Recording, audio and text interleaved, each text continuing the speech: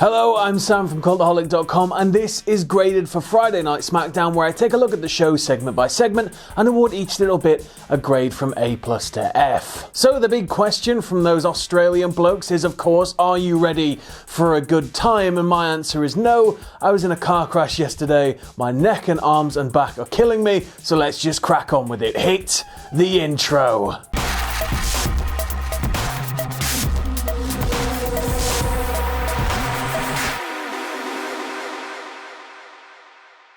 So SmackDown this week kicks off with Roman Reigns against Shinsuke Nakamura for the Intercontinental Championship. Nakamura starts off strong, but Reigns overcomes and starts to get some traction. This comeback stops dead though when he goes for a drive-by on the outside, only for Zayn to pull Nakamura out the way, and Nakamura is able to kick Reigns right in the mush. Reigns is though, of course, able to Roman Reigns it up, because that's what he does. He gets Nakamura down, he's in the corner, he's setting up for the Superman punch, but Nakamura does that lovely, amazing, transition into the triangle hold that he does, and it always looks so good. All seems lost for Roman until he's able to overcome by deadlifting Nakamura up while still in the triangle hold and sit out powerbombing him. It's worth noting here that Zayn on commentary asks, "What's this?" and Michael Cole responds, "That's called Big Dog Strong, the power of Roman Reigns sit out powerbomb." So at least we know what to call it moving forward. Thank you, Cole. Nakamura kicks out though, and we have both guys down due to exhaustion. Nakamura attempts a Kinshasa, only for Roman to connect with a Superman punch, but when Roman goes for his spear, he's in the corner, he's about to do all of his shtick, but he doesn't quite get to shout "Hooah!"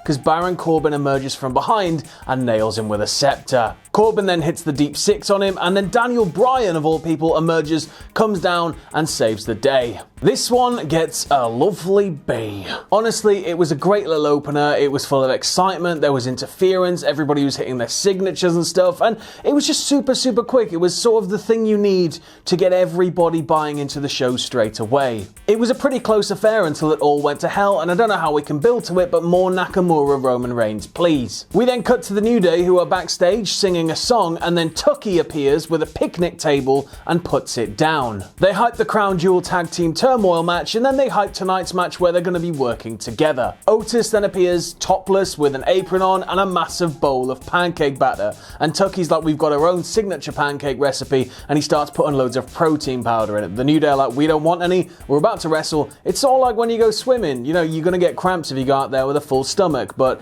Otis is like, "Well, that leaves more for me," and he proceeds to just pour it all into his mouth, but of course the bowl is so comically large it goes down his front, and then he sort of, as he's getting hyped for the match, he's shaking aggressively and the batter goes everywhere off his beard. It was a really funny segment. Still not happy though that Kofi's just sort of slotted right back into his old position and nothing's really been said. We keep it backstage as Baron Corbin is then asked why he interfered in the opening match, and he sort of goes, "Hold on a sec," and he puts on his crown, and then he looks back at the interviewer, scoffs, and walks away. And next up, they've done it. They've actually done it, and the mad bastards have done it so hard that they made an emotional vignette, like little video package, explaining as to why they've done it, because when the music hits out, he comes, and it's not Chad anymore, it's Shorty. It's Shorty Gable. Oh, and Curtis Axel, son of Mr. Perfect, gets a jobber's entrance here. We've got Shorty Gable against Curtis Axel with Bo Dallas at ringside. Axel pats him on the head condescendingly to start things off, but this,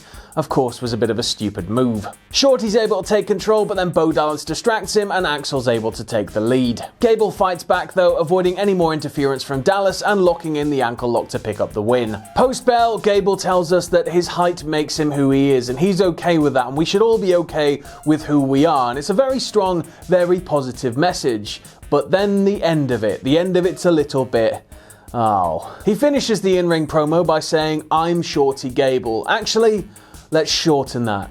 I'm Shorty G. So just to take things back, anybody who's unfamiliar with how I grade squashes, I tend to give them a C unless they're sort of, world changing. If it's like a major storyline development squash, something like that, that'll sort of push the boundaries out, or if it's super funny or something, that'll push it out, but usually it's just a dead C, so this gets a C. The match was essentially just a lead into that promo, and it was a great little promo. And I get the Shorty G thing, I know it's got a lot of stick online, everybody's sort of rolling their eyes super hard at it, and bemoaning the fact that such a talented wrestler is saddled with such a gimmick, but it's a kid's product, and really he's spreading such a positive message about being who you are and sort of accepting who you are and being proud of that. And I understand, you know, you got to sort of wear any insult as an armor, so that's why he's Shorty G. It makes sense. And then we go to Hulk Hogan via Skype, and I'm just going to quote this word for word. So, brother, Corey Graves brother, Diapers brother, Flair brother, Team Hogan brother, WWE locker room brother, Team Hogan brother,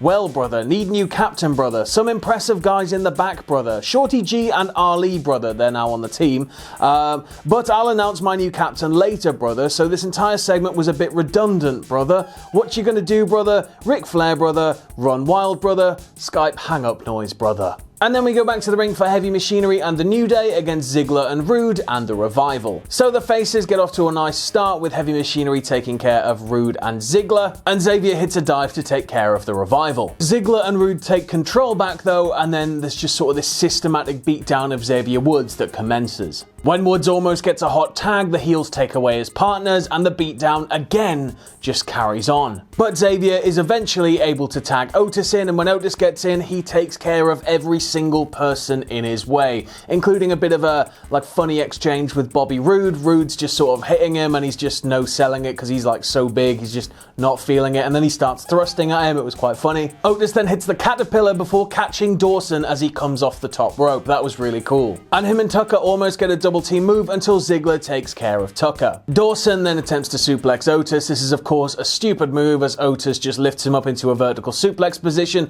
passes him to Big E, Xavier gets on the top rope, hits the midnight hour and picks up the win. This one also gets a B. It really sold the mania that we're going to see during Tag Team Turmoil at Crown Jewel. Everyone got a pretty good showing here, and there's not really much more to say about it. The crowd seemed really invested with it, and yeah, I was quite happy with the match. We then go to Daniel Bryan backstage, who says he doesn't care that Corbin and Nakamura think they're kings. He doesn't care about draft positions. He doesn't care about Twitter spats. He cares about one thing, and that's tonight's main event, which is his debut match on Friday Night SmackDown. And then we go back to the ring for Miz TV, and this week's guest is Bayley, with Sasha Banks accompanying her. We get Bayley's new theme in full, and it's quite tasty. It's a little bit like Slow Chemical. In the ring, Miz pretty much cuts straight to it after a bit of back and forth. He says, well, why did you do it? Why did you break so many children's hearts when you slashed the Bayley buddies? She says that she didn't do it to be relevant. She did it because she hated being defined by that. She says that she isn't the person that they want her to be. She tried her hardest. She was throwing out wristbands and t-shirts and giving everybody hugs, but all the fans did in the end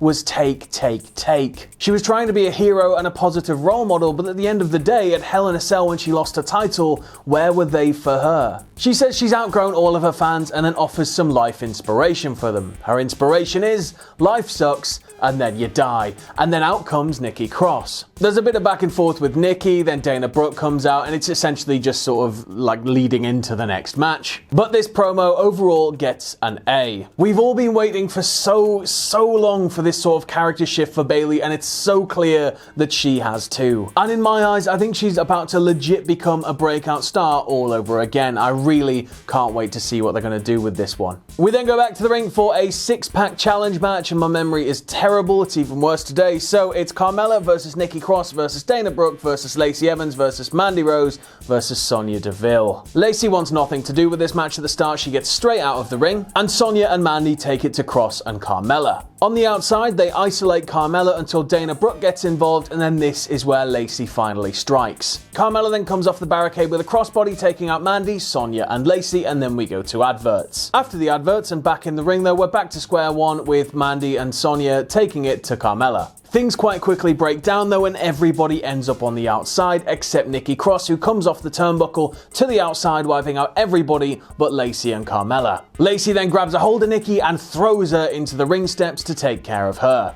And then once we're back in the ring, Dana Brooke takes control, has a really strong showing, but then things start to get a little bit manic. Everybody comes in, starts laying in some offense super quick, super fast, in and out the ring, just all sorts of insanity, until Nikki hits the spinning neckbreaker and picks up the win. This one gets a B-. As I said, it felt a little bit manic in places, but I mean, that's surely the name of the game when it comes to a six-pack challenge. I feel like the right woman won. Nikki's wild and opportunistic, and it makes sense that she'd be able to capitalize in a match just as crazy as her. and I think that her character makes it so that if she does lose against Bayley, it's not going to hurt her too much. As I said though, every single woman involved in this match shone, and I really hope that it's a sign of things to come for SmackDown. The next match of the night is Braun Strowman against Drew Gulak, and Drew, I am so sorry for what Braun's about to do to you. Bell rings and Gulak immediately grabs a mic and he says that he is the preeminent combat sports historian, and he's got some advice for Braun Strowman before Crown Jewel. He says if Braun goes into Crown Jewel doing his usual shtick, Fury will just knock him straight out, and so he's prepared a 345 slide PowerPoint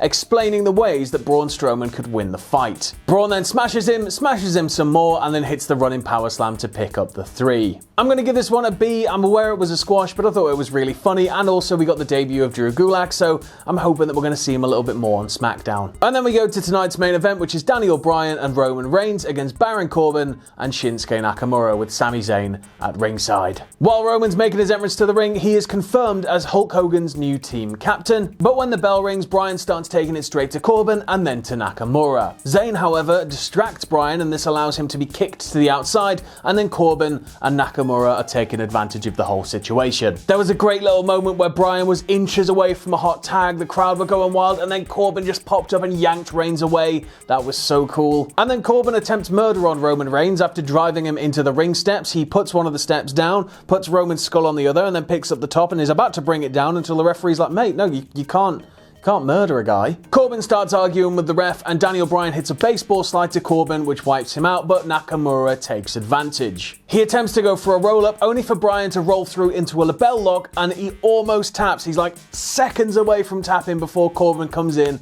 and breaks it all up. On the outside, Roman is back on his feet going after Corbin because he just tried to murder him.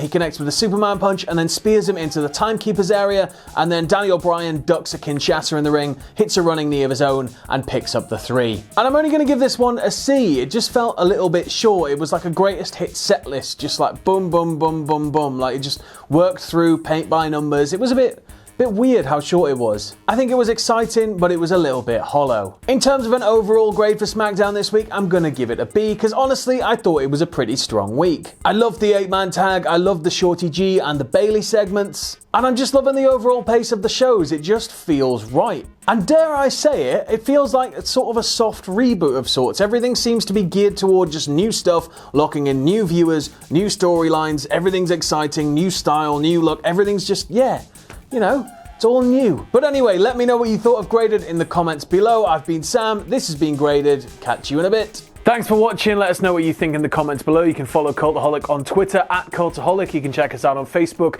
at facebook.com/Cultaholic. If you like what we do here at Cultaholic, you can check us out on Patreon at patreon.com/Cultaholic. And no matter what you do, don't ever forget to hit subscribe and join us.